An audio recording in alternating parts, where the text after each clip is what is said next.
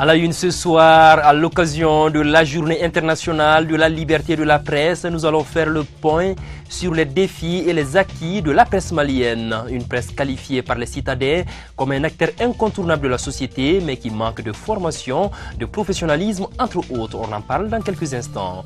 À suivre également ce soir, les chantiers de la mairie du district, l'hôtel de ville envisage de réhabiliter le marché rose, victime d'incendie, d'embellir la ville en prélude au sommet France-Afrique et de mettre fin à la circulation des gros porteurs pendant la journée. Voilà donc pour les titres. Merci à vous qui avez choisi TM2 pour vous informer. Bonsoir et bienvenue à tous. Aujourd'hui, le monde célèbre la liberté de la presse. En marge de cet événement, nous nous intéressons ce soir sur les défis et les acquis de la presse malienne. Dans un premier temps, on part à la rencontre des citadins qui posent dans le reportage qui va suivre les regards sur ces hommes et femmes qui font cette activité. Et le tableau qu'ils dressent se résume en ces termes: besoin de formation, manque de professionnalisme, contraintes économiques ou difficultés d'accès à l'information. Les acteurs en sont bien conscients et si le public reste globalement satisfait, il appelle à la fin des excès. Fatmata Magiraga.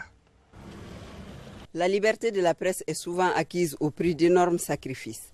Mais une presse libre, c'est aussi celle qui respecte l'éthique et la déontologie, autrement dit une presse professionnelle, mais surtout bien formée. Est-ce que vous voyez de plus en plus maintenant, il y a des écoles de journalisme. Je pense qu'il faut la formation, il faut le respect des règles éthiques et déontologiques pour éviter des désagréments. Mais les contraintes économiques font souvent que l'exercice du métier de journaliste manque de professionnalisme. Même si le contexte général reste favorable à la liberté de la presse, elle demeure une quête permanente et l'accès à l'information un des défis majeurs. Nous avons peu d'entreprises de presse, donc les carrières des journalistes sont vraiment précaires. Certains n'ont même pas de salaire mensuel, certains n'ont pas de contrat, certains organes n'ont même pas de siège. Et donc il faut vraiment aussi que nos patrons de presse prennent conscience du fait qu'il faut créer de véritables entreprises de presse et que vraiment ils encadrent vraiment et mettent leurs employés dans les conditions, les bonnes conditions pour travailler. Les menaces existent, les intimidations existent, les brutalités existent. Nous avons un confrère qui a disparu depuis presque 3 mois, on n'a pas de ses nouvelles. Il est très difficile, surtout au niveau des structures de l'État, de pouvoir collecter une information, même une toute petite information de rien du tout, une statistique. Une information à laquelle le public a accès à travers la presse, dont le travail reste globalement apprécié par ces derniers, ce qui ne l'empêche pas de fustiger les dérives. Certains parmi vous qui dépassent les limites par rapport à la critique gouvernementale, par rapport aussi à la critique de l'actualité, souvent ça peut susciter à la révolte, soit de la population qui n'a pas assez de niveau de comprendre certains termes, et également aussi qui n'ont pas la possibilité non seulement de discerner les faits, sinon sans quoi la presse travaille.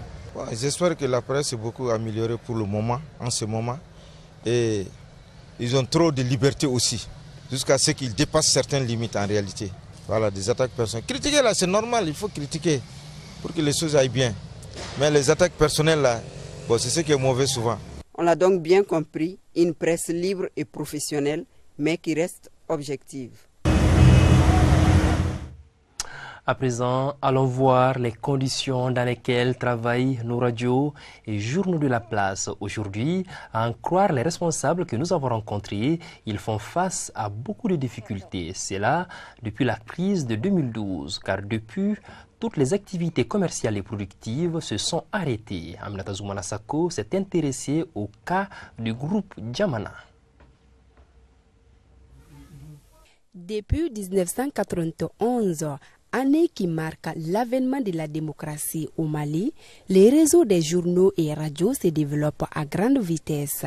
Cependant, les difficultés que les responsables rencontrent semblent être énormes et diverses.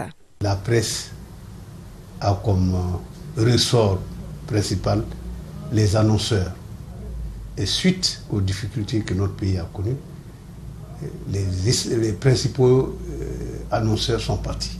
La principale difficulté est la rareté des ressources financières. Aujourd'hui, il y a plus de 500 radios à travers le Mali. Donc toutes ces radios-là sont appelées à se battre pour pouvoir survivre. Les ressources financières ne suivent pas. Nous avons de la peine à couvrir les dépenses. Un champ donc en friche qui mérite de faire l'objet d'une étude.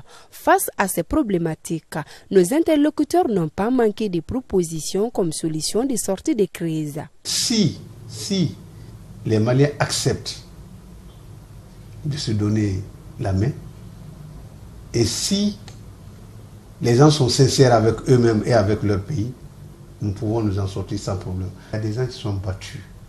Et donc, nous qui en bénéficions, nous devons nous battre pour préserver ça.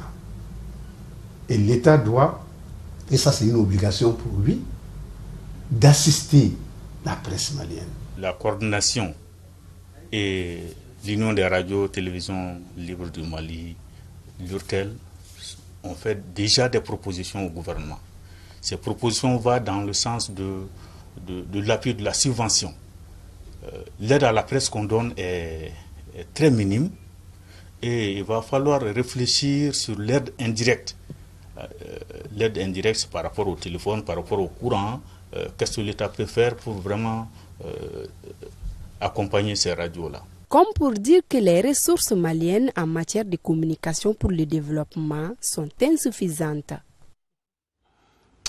Toujours dans la mouvance de la journée de la liberté de la presse, on le sait, les parutions de journaux se sont multipliées ces dernières années. Malheureusement, la lecture ne suit pas. Certains parlent du faible taux de personnes instruites, d'autres de la plume ou du contenu des papiers. Pour inciter les uns et les autres à la lecture, chacun a sa solution. Aminatala. Dans les kiosques bamakois, ce sont des centaines de titres qui paraissent selon leur périodicité. Or, il ressort de certains constats que la lecture se fait de moins en moins. D'après des lecteurs et vendeurs de journaux, les raisons sont nombreuses. Parce que le Mali, il n'y a pas beaucoup d'intellectuels ici. Parce que quelqu'un qui n'a jamais été à l'école ne peut pas lire ça là. Peut-être que les gens ne sont pas très intéressés par la vie politique. Je crois qu'il y a ça. Bon, il y a un peu l'analphabétisme aussi. Les gens ont beaucoup de problèmes, ce qui fait qu'ils n'ont pas le temps nécessaire pour lire. Parce que ça ne fait pas partie de notre culture. Et puis il y a Internet aussi maintenant. Donc les jeunes sont plus sur Internet que sur les papiers. Donc les journaux devront plus aller vers la numérisation que de rester sur papier. Parce que le monde change, donc il faut changer avec. Ça dépend de la plume et de la façon de travailler des journalistes. Les médias constituent un pilier important dans la construction d'un pays. Si leurs écrits sont contestés, cela incite moins à la lecture. On achète les journaux pour s'informer, mais de nos jours, les journaux, la majeure partie des journaux sont devenus maintenant des informations dans les journaux pour ventiler seulement et faire payer les journaux. Des raisons donc qui amènent tant les hommes de médias que les lecteurs à réfléchir. En plus, chaque cas a sa solution. Pour que les gens lisent, il faut insister la lecture à l'école. Bon, ça c'est depuis à la base. Il faut apprendre aux jeunes enfants de lire. Sinon pour les adultes déjà, ça c'est déjà pour moi, je ne vois pas de solution à ça. Tout le monde n'a pas accès aux journaux papier traditionnellement. Donc, dans les pays développés, il y a la livraison. Mais ici, on a des points de vente. Donc moi, dans tout Bamako, le seul point de vente que je connais, c'est ici. Bon, pour qu'il y ait plus de lecteurs, il faut que les journaux, au lieu de nous informer, cessent de nous désinformer. La majeure partie des journaux ne disent pas la réalité. C'est ce qui décourage les gens vraiment à venir acheter les journaux et à les lire.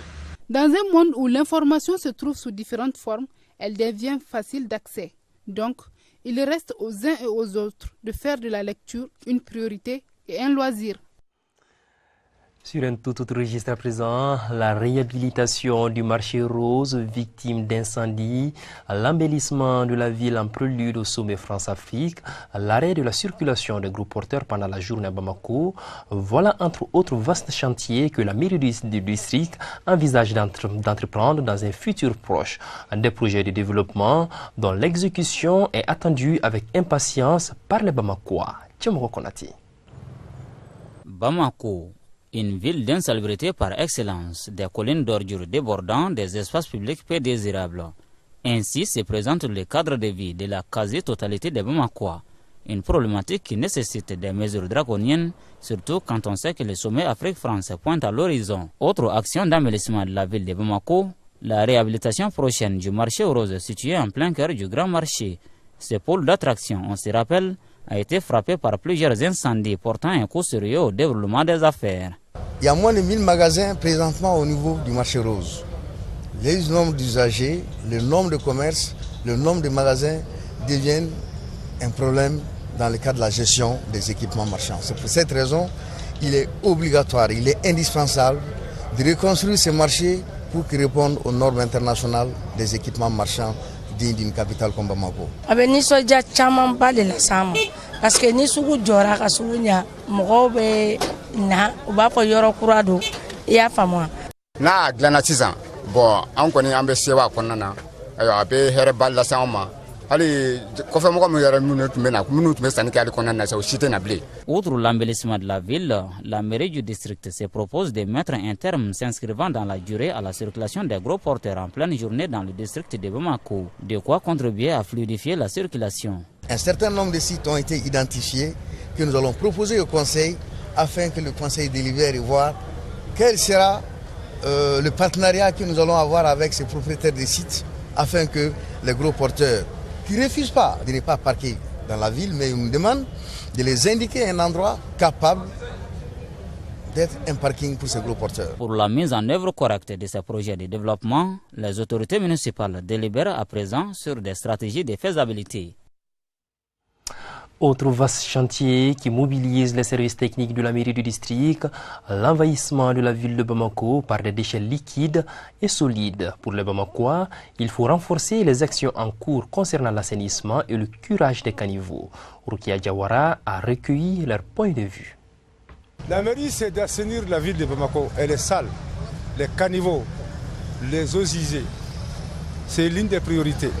Leurs travaux, c'est de voir l'assainissement de la ville et l'autorisation de construire et veiller sur les tissus urbains. Bamako est très sale maintenant parce que dans la semaine, on peut balayer une seule fois ici, donc ça ne suffit pas. Toutes les préoccupations de la ville, c'est la mairie qui doit le faire. La mairie doit prendre l'attention de la ville, la stabilité de la ville, les ordures, la ramassage des ordures et autres là. Ça, c'est le travail de la mairie. C'est l'une des plus belles histoires de cette année 2016. Leicester, promu il y a 2 ans en Première Ligue, est devenu champion d'Angleterre quand son dauphin Tottenham a été tenu en échec par Chelsea 2-2 hier en clôture de la 36e journée de la Première Ligue. Une victoire que ses supporters ont célébrée dans une ambiance de folie. Surtout que ce sacre s'est obtenu dans le championnat le plus relevé du monde au milieu des clubs comme Arsenal, Manchester City, Manchester United, Liverpool et Chelsea qui composent le Big Five. Et c'est aussi la première fois depuis 1995 et le sacre de Blackburn que le titre échappe à l'un des membres au club des 5. Avec le titre de champion d'Angleterre et un billet pour la prochaine Ligue des Champions, Leicester va récupérer plus de 100 millions d'euros de dotation. Voilà une des plus belles pages d'histoire qui ne s'écrit encore à ce jour que dans le sport. Voilà, mais hélas, ce soir, nous nous quittons sur une triste nouvelle, abattue déjà par la mort de Papa Wemba sur la scène de Feu Mouya à Salfo, leader vocal et son groupe, leader vocal du groupe Magic System, leader vocal du groupe Magic System et son groupe ont annoncé sur leur page Facebook le décès d'un de leurs membres, DJ Bonaventure Degna, dit Pepito, qui officiait dans le groupe comme batteur, choriste et chef d'orchestre, est mort le dimanche 1er mai. Selon la presse ivoirienne, l'artiste serait noyé alors qu'il tentait d'aider un nageur en difficulté sur la plage de Jacquesville en Côte d'Ivoire. Voilà, ainsi va la vie. C'est ainsi que s'achève aussi cette édition de ce soir. Merci de l'avoir suivi. On se donne rendez-vous demain avec le même plaisir. Au revoir.